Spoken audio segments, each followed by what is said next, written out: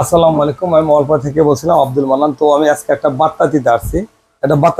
বার্তাটা করতেছে এই যে ছোট 12 ভোল্ট প্যানেল গুলো আছে, বা এই যে প্যানেল গুলো আছে না, 12 ভোল্টের প্যানেল, 20 থেকে 250 ওয়াট। তো এই প্যানেল গুলোতে পিছনে কেবল দেওয়া আছে।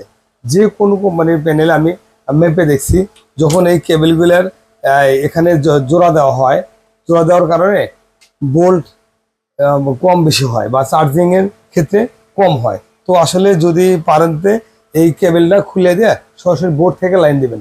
লাইন দিলে আপনার ব্যাটারি ফুল চার্জ নেবে। তো এই জোড়া দেওয়ার ক্ষেত্রে আপনার চার্জিং ড্রপ করার পর এটা চার্জ কম হয়, ব্যাটারিতে চার্জ কম হয়। তো অনেকে আমাকে প্রশ্ন করছে, পরবর্তী আমি অনেকে সোলার প্যানেল আমি চেক করে দেখছি, পরীক্ষা করে দেখছি।